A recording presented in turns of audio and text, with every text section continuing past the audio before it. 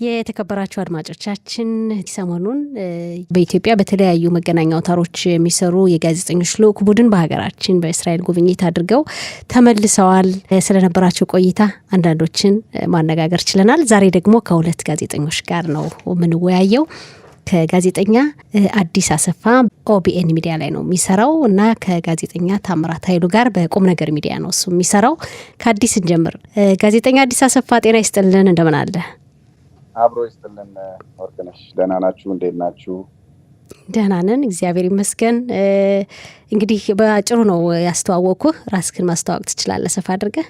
አንቺም ለማስተዋወቅ እንደሞከርሽው ጋዜጠኛ አዲስ አሰፋ እባላለሁ። በኦቢኤን ሆርን ኦፍ አፍሪካ ሚዲያ ነው የምሰራው። ኦቢኤን ሆርን ኦፍ አፍሪካ እንግዲህ በአፍሪካ በጣም ተደማጭ የሆነ ብዙ ፎሎወርስ ያሉት ሚዲያ ነው።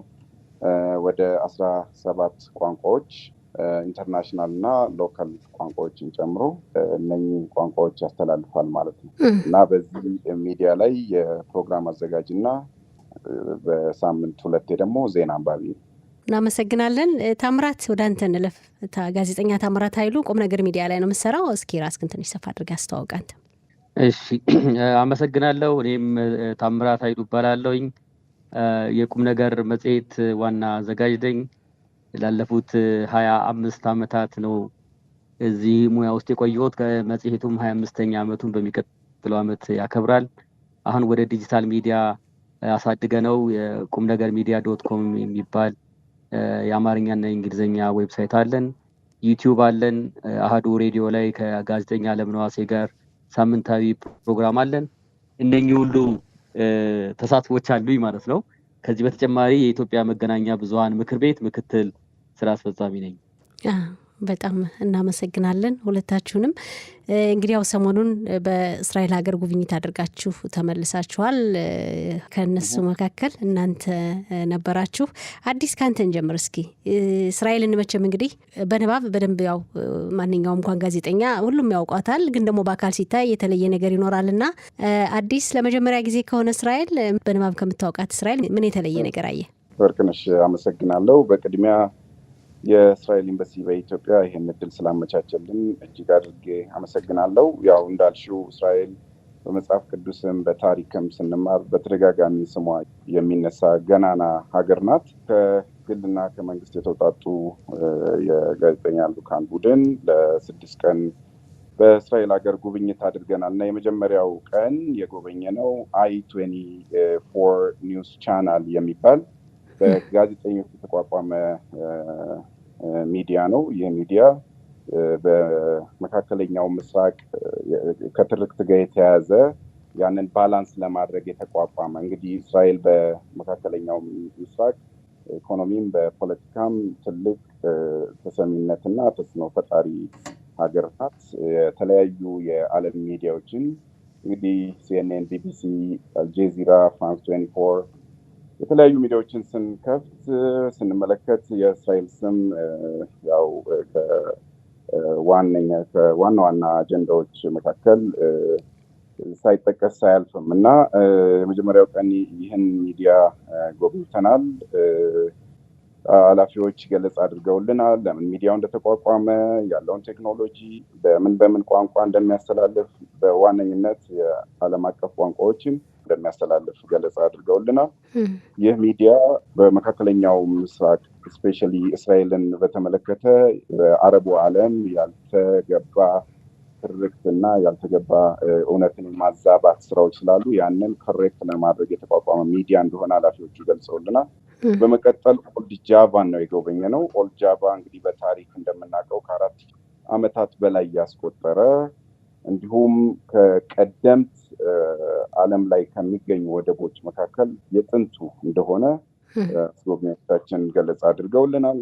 ሌላው ወርቅነሽ በጣም የሚገርመው እንግዲህ ዓለም ላይ ካሉ ባህሮች መካከል እንግዲህ ሜዲትራኒያን ባህር በተደጋጋሚ በጂኦግራፊ ይገለጻል። ይህ ባህር ኤዥያን፣ አውሮፓን እና አፍሪካን የሚያስተሳስር ኢንተርኮንቲኔንታል ሲ ነው የሚባለው በጂኦግራፊ እና ምናልባት ሩቅ የሚመስልሽ ኤግዚስት ያላደረገ ምናባዊ ነገር ነው የሚመስልሽ። እንግዲህ በልጅነቱ ስንማር የነበረው የጂኦግራፊ አስተማሪዎቻችን ሸምድደሽ ፕሬዘንት እንድታደርጊ ምናምን ያደርጋሉ እና ቦታው ላይ ተገኝቼ በማየቴ በጣም ደስ ብሎኛል። ይህ የሜዲትራኒያን ባህር በኦልድ ጃቫ አቅጣጫ ነው የጎበኘ ነው። እንዲሁም ቴልአቪቭም በነበረን ሰዓት ዋና ከተማው በግርጌ በኩል የሜዲትራኒያን ባህር አለ። ሰዎች ስፖርታዊ እንቅስቃሴ፣ ሩጫዎች ምናምን በጣም የሚያምር ለከተማውም ውበት የሰጠ ትልቅ ባህር እንደሆነ ተመልክቻለሁ። ሌላ በሁለተኛው ቀን ወደ ኪቡትስ ነው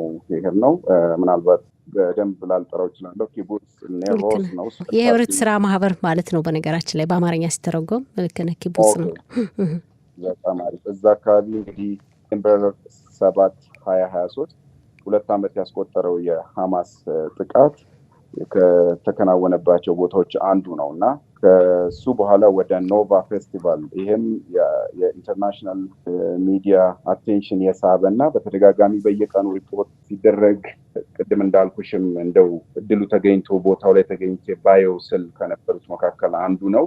የኖቫ ፌስቲቫል ላይ አንድ ከአደጋው የተረፈች ኢትዮጵያዊት ማገል ሲሳይ የምትባል ፋሚሊዎቿ፣ ቀደምት ቤተሰቦቿ ከጎንደር አካባቢ ወደዚያ ሄደው ኑሯቸውን ያደረጉ ናቸው እና ሙሉን ስቶሪን የነገረችን ምን ተከስቶ እንደነበረ ሊቪንግ ተስቲሞኒ ነገርየው መጽሐፍ ማለት ነው እና የሆነውን በሙሉ የሐማስ አሸባሪዎች በዕለቱ ምን እንዳደረጉ፣ ኮንሰርቱን እንዴት አጨናቅፈው ስንት ሰው እንዳለቀ፣ እሷንም ሻት አድርገዋት ምን ብላ እንደሞተች አስመስላ እንዴት እንዳመለጠች ምናምን ገለጻ አድርጋልናለች። ሌላ የተሰዉ የዛን ቀን ፌስቲቫሉ ላይ የተሳተፉ ሰዎች በትልልቅ ቢልቦርድ ያላቸውን ፕሮፋይል ባዮ ምናምን አጣቅሰው ዲስፕሌይ አድርገዋል። እሱን ጎብኝተናል። የተሰዉ የሟች ቤተሰቦች እዛ ጋር እየመጡ አበባ ጉንጉን እንደሚያሳርፉ እና በየቀኑ እየመጡ ቪዚት እንደሚያደርጉ ሀዘናቸው እንደሚገልጹ ምናምን በቦታው ሆነን ተመልክተናል። እንቀጥላለን። ታምራት ደግሞ እንግዲህ ምን እንዳየ ምን እንደታዘበ። ታምራት ለመጀመሪያ ጊዜ ነው ታምራትም እስራኤል ሀገር? እኔ 3ኛ ጊዜ ነው። ከአሁን በፊት 2 ጊዜ መጥቻለሁኝ።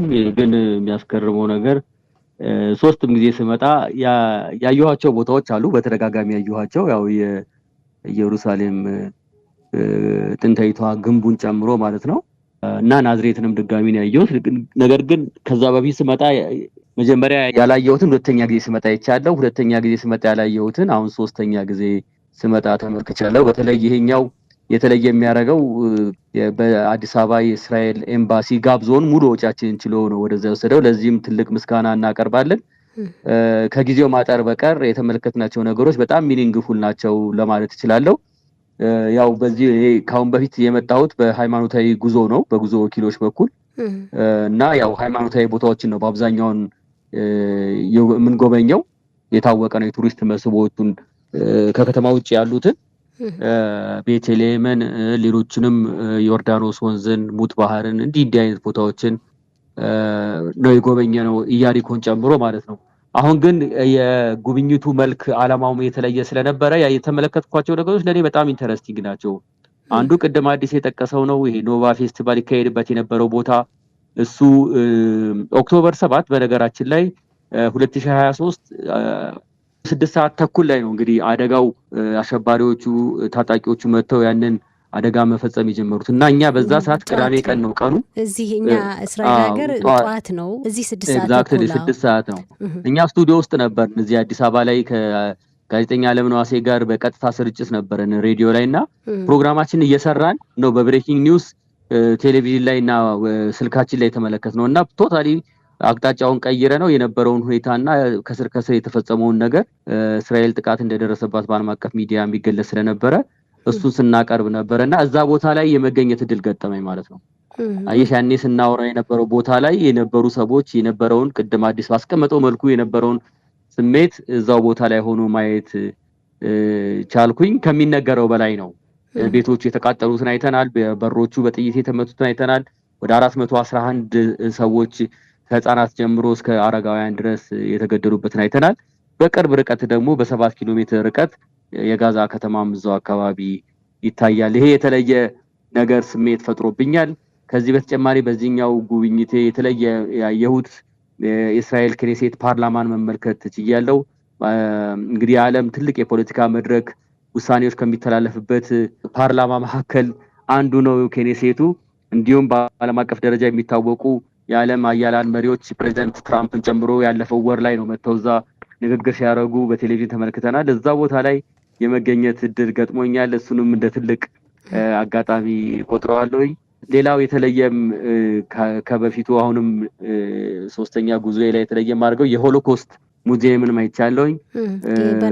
በጣም የሚያሳዝን የናዚ ጭፍጨፋ ጊዜ የተፈጸሙ 6 ሚሊዮን የሚጠጉ አይሁዶች የነበረውን ሁኔታ ያሳያልና እሱን አሜሪካም ሆኜ እዛ ዋሽንግተን ዲሲ ላይ እንደዚሁ ተመሳሳይ ሙዚየም አለ።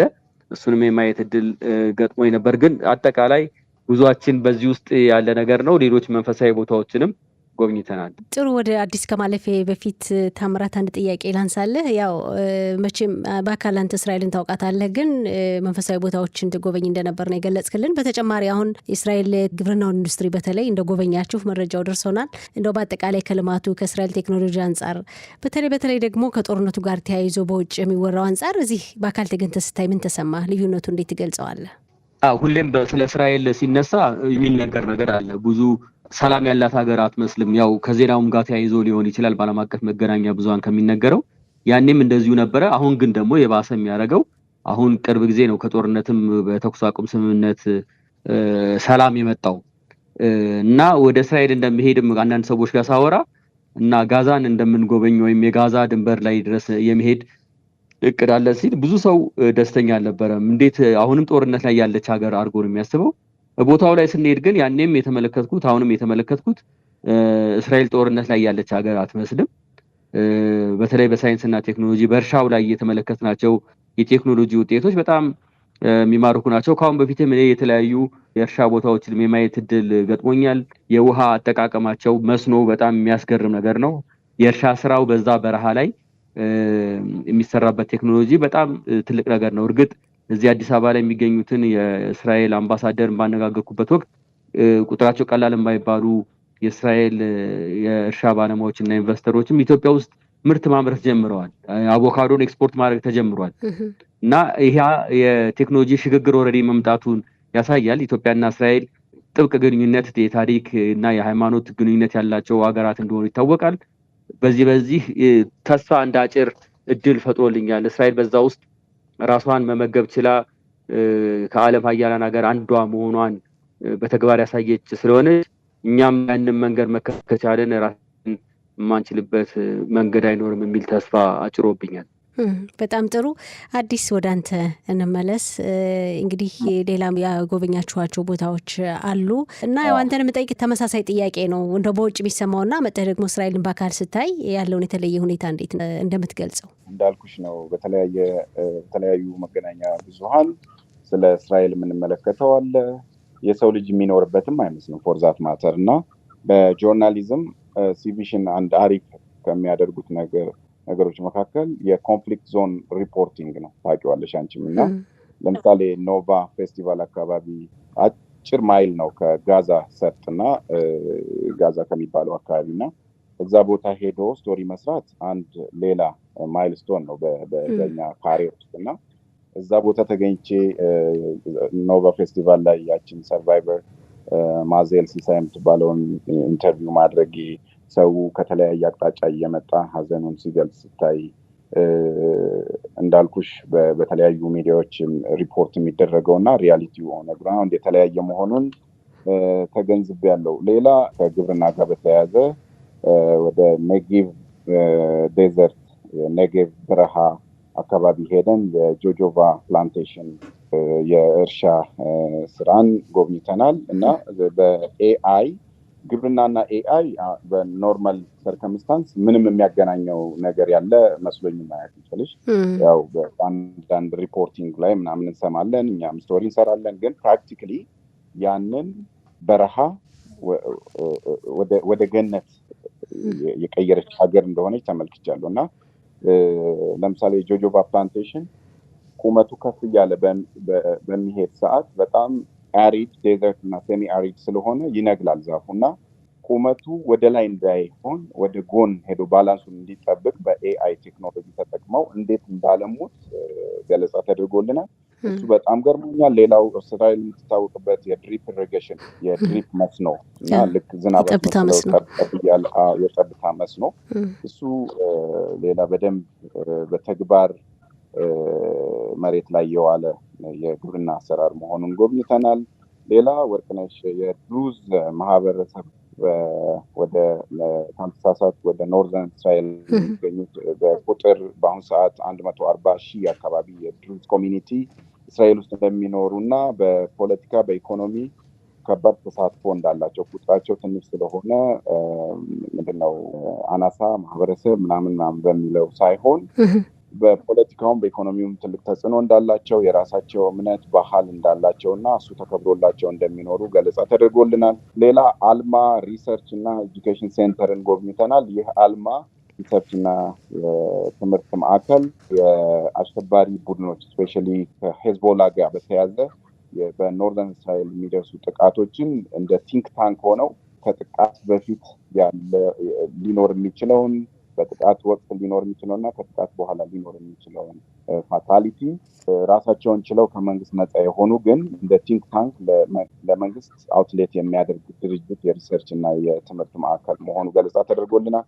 ሌላው የህዝቡን ወርክማንሺፕ የሚሉት የነጮቹ የስራ ወዳድነት ተመልክቻለሁ። ለምሳሌ አስተናጋጅም ይሁን ኦር ደግሞ ኤርፖርታቸው ውስጥም ካቢን ክሩ ኦር የበረራ አስተናጋጆች ምናምን ያላቸው ኮሚትመንት አንድ አይነት ነው። ለምሳሌ አንዳንድ ሀገራት አስተናጋጅ ሆቴል ውስጥ አስተናጋጅ የምትሆኙ ስራ እስከምታገኝ ነው። እንደ ብሪጅ ኦኩፔሽን ነው የሚወሰዱ። እዛ ሁሉም ሲሪየስ ኤቭሪቲንግ ሲሪየስ። ሌላ ሀገር ወዳድ ናቸው። ሁሉም ሀገራቸውን እንደሚጠብቁ አይቻሉ። እሱ ምንም የሚባክን ጊዜ የለም። they are serious። ሌላው ምንድነው ወርቅነሽ በጣም የገረመኝ እንዳልኩሽ መጽሐፍ ቅዱስ ላይ በተደጋጋሚ ሲጠሩ ምናልባትም ለቢዝነሶቻችን ለልጆቻችን ለተለያየ ነገር ስም እናወጣለን እና ብዙዎቹ ትሬስ የሚደረጉት ከባይብል ላይ ነው እና ቦታዎቹ ደግሞ ሴቲንጋቸው ይበልጡ እስራኤል ሀገር ነው። ለምሳሌ ኢያሪኮ፣ ቤተሳይዳ፣ ቀራኒዮ፣ ናዝሬት፣ የጎላን ተራሮች፣ የጎላን ሃይት፣ ገሊላ፣ ካርሜል እነዚህ የምታያቸው ሄርሞን ምናምን የምታያቸው ነገሮች በከፊሉ አይቻቸዋለሁ እና ስፔሻሊ ኦልድ ጄሩሳሌም በሄድን ሰዓት ጎልጎታ፣ ቀራኒዮ፣ ናዝሬት ምናምን የሚጎበኙ ከባይብል ጋር ያለኝ አታችመንት ለየት ያለ ስለሆነ ቃሉም ስለሚከብድሽ የሚታይ የሚዳሰስ አይመስልም። ቦታው ጋር ሄጄ ኢየሱስ ክርስቶስ የተሰቀለበትን ያደረገበትን የትትን ቦታ ማየቴ ሳናዘር ማይልስቶን ይሄ ነው። ጥሩ ታምራት። እንግዲህ ያው እስራኤል ሀገር ለሶስተኛ ጊዜ ከሆነ እንዳልከው በአንዴ በሁለቴ ያላየሁን አሁን ያያቸው አዳዲስ ቦታዎች ይኖራሉ። እኛ የምንሰራበት የሚዲያ ተቋም በእስራኤል ሀገር ያው የመጀመሪያው ተቋም ነው። እሱንም ጎብኝታችኋል። እዚህ ነው የተገናኘ ነው እኛም ጋር እኛ ደስ ብሎን በቃ በጉጉት የናፈቅነው ቤተሰብ እንደሚመጣ አይነት ነው ስንጠብቃችሁ የሰነበት ነው። ውስጥ መጡም ጊዜው አጭር ነው እንጂ የነበረን ቆይታ ቆንጆ ነበር። እንዴት አያችሁት? ያንስ እንዴት ትገልጸዋለህ ታምራት? በተለይ በእስራኤል ሀገር ላሉ ቤተ እስራኤላውያን ከዚህ ሀገር ከሄዱ በኋላ አዲስ ህይወት አዲስ አኗኗር ነው የሚጀምሩትና ያላቸው አታችመንት እንዳይቋረጥ በተለይ በቋንቋቸው መረጃ ማቅረብ በጣም ትልቅ ነገር ነውና እናንተም ጋዜጠኞች እዛ ውስጥ ያላችሁት በጣም በፓሽን ነው የምትሰሩት። እኛንም የተቀበላችሁበት መንገድ በጣም የሚያስደስት ነው። አዟዙራችሁም ስቱዲዮቹን ሁሉ አሳይታችሁናል። በጣም ደስ የሚል ነገር ነው። እንግዲህ ግንኙነታችን ይቀጥላል ብለን ተስፋ እናደርጋለን። እኔ እንኳን እንዳጋጣሚ ሆኖ የእናንተን ጣቢያ የመስማት እድል አልገጠመኝም። አንዳንድ ጓደኞቼ ጋር ሳወራ ግን እዚህም ሆነው በዲጂታል ሚዲያ አማካኝነትም አንዳንዶቹ እንደሚከታተሏችሁ አውቄያለሁኝ። ስለዚህ እኔም አሁን ቤተሰብ ነው የምሆነው። ከቀደም ከፕሮግራሙ በፊት እንደነገርሽኝ ቁም ነገር መጽሔት እንግዲህ በጣም በየጊዜው እዚህ ሀገር ሲታተም እንዳለ መጽሔቱን ወደ ውጭ ሀገር ከሚላክባቸው እና በርካታ አንባቢዎች ካሉበት አንዱ እስራኤል ነበረ እና አረብ ሀገር ነበረ የምንልከውና ብዙ ኢትዮጵያውያኖች እዛ ስለሚኖሩ ግን የቤተ እስራኤላውያን በጣም ብዙ መጽሔት ሄር እንደነበረ አውቃለሁና አይ ቲንክ ግንኙነታችንን በዚሁ ያጠናከርን ልንቀጥል እንችላለን ብዬ አስባለሁ። አዎ ከዚህ በኋላ እንግዲህ ነው እኛም እንደዛ ነው የምናስበው። ታምራት ከዚህ ጋር አያይዘህ ወደ አዲስ ከማለፌ በፊት እንግዲህ እስራኤል ሀገር የተለያዩ ያው የድርዝ ማህበረሰብም የአረቡ ማህበረሰብም ሌላም ኦልዲስቲንም አይታችኋል። እንግዲህ ብዙ አይነት ማህበረሰብ የኖርባት ሀገር ናትና ውጭ ላይ ያለው ስለ እስራኤል የሚወራው ወሬ ያለው መረጃና እዚህ ደግሞ ገብተህ ስታየው ያው ልዩነት ሊኖረው ስለሚችል እንዴት አየኸው ይሄንስ ታምራት? እስራኤልን እንግዲህ በዚህ በመካከለኛው ምስራቅ ላይ በጣም የተለየ የሚያረጋት አንዱ ነገር ይሄ ዳይቨርሲቲ መጠበቅ መቻል ሆነ። ለዚህ ደግሞ ምክንያቱ ዲሞክራሲ መሆኑ የሚያጠራጥር አይደለም። ዲሞክራሲ የሌለበት ሀገር ላይ በዚህ ያህል ዳይቨርሲቲ ያለበትን ማህበረሰብ አቻችሎ ለመቀጠል አስቸጋሪ ነው። ችግሮች ቢኖሩም ማለት ነው። ከዚህ የተሻለ አማራጭ እንደሌለው እስራኤል ገብቷታል። ይሄ ዲሞክራሲ የእድገት የስልጣኔ የእውቀት ውጤት ነው ብዬ ነው የማስበው። ይሄ ባይኖር እስራኤል እንደ ሌሎቹ አረብ ሀገሮች መቀጠል የምትችልም አይመስለኝም። እርግጥ ከታሪኳ ከአመሰራረቷ ጋር የሚያያዙ ነገሮች አሉ። ለሺህ ዓመታት ያለ የተበተነ ህዝብ ተሰብስቦ ነው እስራኤልን መመስረት የቻለው። ኮሚትመንት የነበረው ህዝብ እንደሆነ ያስታውቃል። አሁንም ራሳቸውን ለመጠበቅ ለብዙዎቻችን ትምህርት የሚሰጥ መሆኑን የተገነዘብኩት። ጥሩ አዲስ የድሩዝ ማህበረሰብን አንስተሃል። እንግዲህ ጎብኝታችኋል ይህን ማህበረሰብ። የድሩዝ ማህበረሰብ በነገራችን ላይ ለእስራኤልም ተቆርቋሪ ነው። ለሀገራቸው ተቆርቋሪ በመከላከያ ሰራዊቱ እስከ ከፍተኛ ማዕረግ ድረስ የሚደርሱ የሚያገለግሉ ናቸውና በፓርላማውም ከተለያዩ ማህበረሰብ የተወከሉ የክነሴት አባላት ወይም የፓርላማ አባላት አሉ በእስራኤል ፓርላማ ውስጥ። አዲስ እንግዲህ ውጭ ሆነ የምትሰማው መረጃ የምታነበው መረጃ እና እዚሁም ደግሞ ያየኸው የመቻቻል እንዴት ነው የምትገልጸው? አንተስ እንዴት ታየዋለህ? ያው ሁሉም የራሱ ኢንትረስት አለው።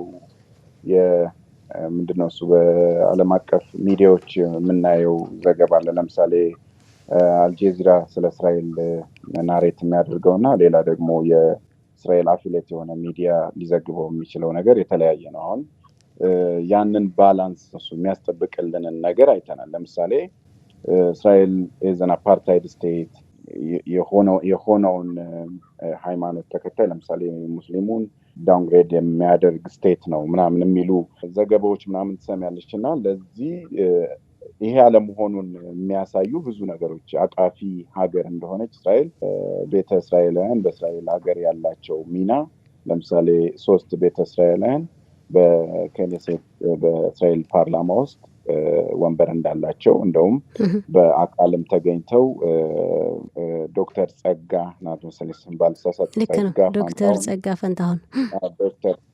ፋንታ ገለጻ አድርገውልናል እና የእሳቸው በእስራኤል ፓርላማ ውስጥ መኖር ለኢትዮጵያም ትልቅ አስተዋጽኦ እንዳለው በንግድ በቱሪዝም ትልቅ ሚና እንደሚጫወቱ ገልጸውልናል። ከዛ ባሻገር እስራኤል በተለይም ኦልድ ጀሩሳሌም ትንሿ ኢትዮጵያ እንደሆነች ተመልክቻለሁ። እንደውም እኛ እዛ በነበረን ሰዓት የስግድ በዓል ይከበር ነበር። በንጋታው ወደ ኤርፖርት ስንሄድ የሀበሻ ልብስ ለብሰው ማታ ሲጨፍሩ ሲዝናኑ ቆይተው ክብረ በዓሉን ሲያነግሱ ቆይተው እስከ ንጋታው በሁለተኛው ቀን ድረስ በየመንገዱ የሀበሻ ልብስ ልክ ሰምዌር ኢትዮጵያ ውስጥ እንዳለሽ እስኪመስልሽ ድረስ ነው ፊልም የምታደርጊው። ከዛው ካልተሳሳት ካሬካ ነው ካን ነው የአማርኛው ካንሬካ ነው። ካን አጠቃላይ ካን ይባላል። አሁን ሚዲያውስ ካን አማሪክ ትልቅ ስራ እየሰራችሁ ነው። እንደዚህ አይነት ለምሳሌ ከኛ ጋር የሄዱ ጋዜጠኞችንም ኢንተርቪው አድርጋችሁ አንዳንዱን አይቻለሁ። በጣም ጥሩ ስራ ነው። ለእኛ ሀገር ዲፕሎማሲም ትልቅ ሚና እንዳለው ተገንዝቤያለሁ ትላለህ። ማጠቃለያ መልእክት? ይሄ ድል ተገኝቶ እስራኤልን በመጎብኘቴ በጣም ደስተኛ ነኝ። መግቢያ ላይ እንዳልኩት የእስራኤል ኤምባሲ በኢትዮጵያ ይህን ድል ስላመቻቸልን በጣም እናመሰግናለን። ከስፔሻሊ ከኦክቶበር 7 2023 በኋላ ያለችው እስራኤል ምን እንደምትመስል በሰላሙ በኢኮኖሚ በፖለቲካ ምን እንደምትመስል ተገንዝበናል። ፍጹም ሰላም እንደሆነች ተረድቻለሁ። ይህን እድል ስለሰጠሽ ወርቅነሽ አመሰግናለሁ። እሺ እኛም በጣም ነው የምናመሰግነው። ታምራት ለማጠቃለያ ምን ትላለህ? እኔ እንግዲህ እንደማጠቃለያ የማነሳው እንደሚታወቀው ኢየሩሳሌም እስራኤል ውስጥ ኢትዮጵያ ኦርቶዶክስ ተዋሕዶ ቤተክርስቲያን ወደ 7 የሚጠጉ ይዞታዎች አላት። በጥቁሩ ዓለም 7 ይዞታ እስራኤል ውስጥ ያለው ሀገር የለም። አንድም ያለው ሀገር የጥቁሩ ዓለም አለ ተብሎ አይታሰብም። በየአመቱ በየጊዜው በየሄድኩበት ጊዜ የተመለከትኩት ችግር አሁንም ያልተፈቱ በተለይ ከዚህ ከዴር ሱልጣን ገዳም ጋር ተያይዞ የኢትዮጵያ ይዞታዎችን የማስከበርና የቀሳውስቱን መብትና ጥቅም የማስጠበቅ ችግር እንዳለ አሁንም ተመልክቻለሁ። ቀሳውስቱም ይሄንን በቃለ ምልልሳችን ወቅት አንስተውልናል እና ለእስራኤል መንግስትና እዛ በዚህ አስተዳደር ላይ ላሉ ሰዎች መልእክት ማስተላለፍ የምፈልገው ነገር ይሄ ችግር በጣም ዘመናት ያስቆጠረ ችግር ነው እና በተለይ ከኮፕቲክ ግብጾች ጋር በተያያዘ የሚፈጠረው ችግር የኛን ቀሳውስት ሰዎች ዕለታዊ የሆነ የቅዳሴ ስርዓት እንኳን ለማከናወን ማህሌት ለመቆም የተቸገሩበት ሁኔታ ነው ያለው እና ይሄንን ለአንዴና ለመጨረሻ ጊዜ ቢፈታበት መንገድ ቢፈጠር በጣም ለሁላችንም ጠቀሜታ ይኖረዋል ብዬ አስባለሁ። ይሄን ጥያቄ በኬኔሴት ውስጥ ወንበር ላላቸው የፓርላማ አባላትም ባለፈው በተገናኘንበትና ውይይት ባረግንበት ወቅት አንስተናል። ይሄ ለዛሬ ለነገ ተብሎ የሚተው ሳይሆን በየአመቱ ይሄ ችግር አለ። እንደሚታወቀው እስራኤል ከፍተኛ ገቢ ከምታገኝባቸው ዘርፎች አንዱ ቱሪዝሙ ነው። ይሄ ቱሪዝም ደግሞ ከመላው ዓለም የሚመጡ ጎብኚዎች ቢኖሩም ከኢትዮጵያ በየጊዜው የሚሄደው ጎብኚ ቁጥሩ ቀላል አይደለም። አሁንም ፍላጎት ያለውና ተስፋ የሚያደርግ ኢየሩሳሌምን የማየት ክርስቶስ የተራመደባቸውን ቦታዎች የመመልከት ፍላጎት ያለው ኢትዮጵያ በጣም ብዙ ነውና ይሄን ያህል የቱሪዝም ጥቅም የሚያስገኝና ከኢትዮጵያኖች ጋር የተሳሰረ ነገር ያለበትን ቅርስ የእስራኤል መንግስት እንደው ትኩረት ሰጥቶበት እልባት የሚሰጥበትና ቀሳውስቱ ሳይቸገሩ መንፈሳዊ ስራዎቻቸውን የሚያደርጉበት እድል ቢኖር በጣም ጥሩ ነው ብዬ አስባለሁ። እኔ በየሄድኩበት በተመለከትኩበት ጊዜ የሚቀርበው አቤቱታ የሆነው ዘንድሮም ያልተፈታ ችግር ስለሆነ ግንኙነቱን ወደ ላቀ ደረጃ ለማሸጋገር እንደው እነኚህ ነገሮች ትኩረት ቢሰጣቸው የሚል ሀሳብ ነው ያለኝ። ወርቅነሽ ጥሩ ነው ታምራት፣ ዘላቂ መፍትሄ ቢኖረው መልካም ነው። እንኳን አነሳው ሀሳቡን። ልክ ነህ፣ ችግር አለ።